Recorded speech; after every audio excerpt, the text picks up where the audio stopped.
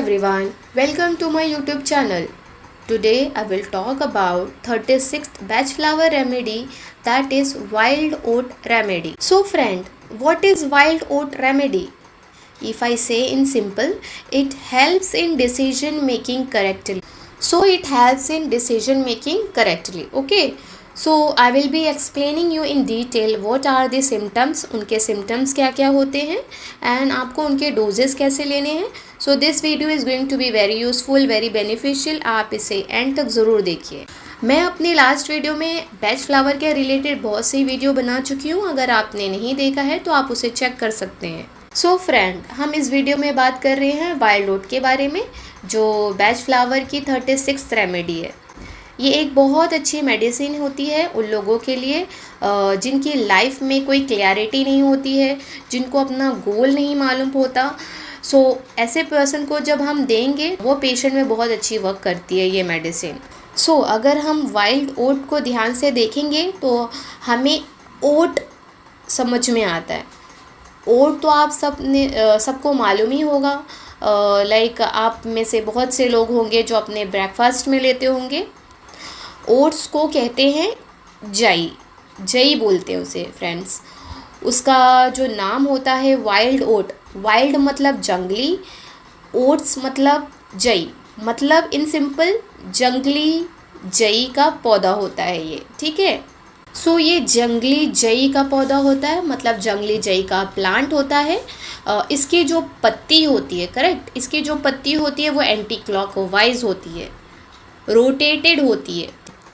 एक और ओट्स का पौधा होता है जिसको हम कॉमन ओट्स बोलते हैं. उसको कहते हैं Avena sativa, sometime it is called common oat. जैसे वाइल्ड ओट का प्लांट होता है वैसा ही सेम उसका पेशेंट होता है, वैसा ही सेम उसका पर्सन होता है जिसको कोई डायरेक्शन नहीं मिलता. ठीक है. जैसा प्लांट हम वाइल्ड ओट का जो प्लांट होता है वो कंटिन्यूसली रोटेटेड होता है, लाइक एंटी क्लॉकवाइज वो मूव करता रहता है, उसका कोई डायरेक्शन नहीं होता. वाइल्ड ओट का जो पर्सन होता है, पेशेंट होता है, वो उसका भी कोई डायरेक्शन नहीं मिलता. इसको जो पर्सन होता है बहुत मेहनती होता है, बहुत हार्ड वर्किंग होता है एंड बहुत शार्प माइंडेड भी होता है. ओके. ऐसा पेशेंट मुश्किल से मुश्किल काम आसानी से कर लेता है एंड उसको सक्सेस भी मिलती है. बट क्या होता है ना, ये पेशेंट में, ये पर्सन में, ये एक काम करता है, बहुत जल्दी वो काम से ऊब जाता है. देन वो दूसरा करता है, उससे भी बहुत जल्दी ऊब जाता है. देन वो तीसरा करता रहता है. ठीक है. ऐसे वो कंटिन्यूसली, चाहे उनकी जॉब हो, वो जॉब को भी बार बार चेंज करता रहेगा, या फिर उनका खुद का बिजनेस ही क्यों ना हो, वो हर एक बिज़नेस करेगा, देन वो थक जाएगा, उनको इंटरेस्ट नहीं आएगा, देन वो सेकंड बिजनेस के लिए जाते हैं, देन उसमें भी थक जाते हैं. ऐसे जो पर्सन होते हैं ना, उनकी लाइफ का गोल समझ में नहीं आता कि उन्हें करना क्या है exactly. When we give wild oat to that patient, it works wonder in the Bach flower के जो 7 ग्रुप्स होते हैं उनमें से दोज हु सफ़र अनसर्टेनिटी. ये अनसर्टेनिटी ग्रुप की मेडिसिन होती है. ये मेडिसिन उन लोग में बहुत अच्छी काम करती है जिनके डिसीजन मेकिंग करेक्ट नहीं होते हैं, जो अच्छे से डिसीजन नहीं कर पाते हैं, जो अच्छे से डिसीजन नहीं ले पाते हैं कि उन्हें करना क्या है. Now I will take one example जिससे आपको बहुत अच्छे से समझ में आएगा.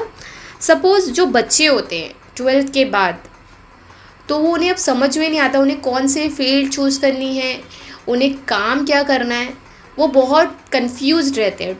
ओके. और इफ़ आई से अदर पर्सन की वो बिज़नेस में अच्छा कर रहे हैं, अच्छा अर्निंग भी कर रहे हैं, बट उन्हें सेटिस्फाई नहीं मिलता है. वो कंटिन्यूसली अपने जॉब को चेंज करते रहते. आज एक की कुछ टाइम बाद दूसरी जॉब के लिए अप्लाई करेंगे, देन उससे उब जाते हैं, वो तीसरी जॉब के लिए अप्लाई करते हैं. ऐसे वो कंटिन्यूसली करते रहते हैं. ठीक है. उससे क्या होता है कि अपनी लाइफ का बहुत सा टाइम, बहुत सा वक्त, बहुत सा स्पेस अपनी लाइफ का खो चुके हुए रहते हैं. बार बार ऐसा कंटिन्यूसली करते रहते हैं. एक जॉब पकड़ते हैं, देन उसे छोड़कर दूसरी जॉब पकड़ते हैं, देन उसे करते हैं थोड़े टाइम के लिए, देन उसे वापस छोड़ देते हैं. ओके. ऐसा करते करते वो क्या होता है, अपनी बहुत सा वक्त खो देते हैं. ऐसा करते करते अपनी लाइफ का बहुत सा हिस्सा निकाल देते हैं। इवन वो अपने फ्रेंड से भी कहते रहते हैं कि मैं बहुत थक चुका हूँ, मैंने बहुत से काम कर लिया हूँ, लेकिन मुझे कोई सेटिस्फेक्शन नहीं मिला है, मुझे कुछ अच्छा नहीं लग रहा है, मैं बहुत काम कर लिया हूँ, ये भी कर लिया वो भी कर लिया, बट क्या होता है ना, उनको समझ में नहीं आता उन्हें करना क्या है। सो इसकी वजह से वो बहुत सैड हो जाते हैं, उनको समझ में नहीं आता कि उन्हें एक्चुअली करना क्या चाहिए। ओके, सो फ्रेंड्स, ये मेडिसिन उन लोग के लिए बहुत अच्छी वर्क करती है जिनको लाइफ में कोई क्लैरिटी नहीं रहती है। ऐसे पेशेंट बहुत शार्प माइंडेड होते हैं, उन्हें चाहे मुश्किल से मुश्किल काम क्यों ना दे दे वो इजीली उसे कर देते हैं। बट क्या होता है ना, वो अनसर्टेन रहते हैं, राइट डिसीजन नहीं ले पाते अपनी लाइफ में। ऐसे लोग के लिए मेडिसिन बहुत यूज़फुल होती है। ये मेडिसिन लेने से आपको पॉजिटिव रिजल्ट क्या होंगे कि ये डिसीजन मेकिंग में आपको हेल्प करेगी, आपके माइंड को काम करती है, आपको सोच समझ के डिसीजन लेने में बहुत वर्क करती है। ऑब्वियसली आपको उसमें सक्सेस भी मिलती है। सो फ्रेंड, आई होप आपको ये मेडिसिन अच्छे से समझ में आई होगी। सो अब हम बात करते हैं उसके डोजेस के बारे में। अगर आप उसे ग्लोब्यूल्स फॉर्म में ले रहे हैं तो 4 पिल्स 3 टाइम लेंगे।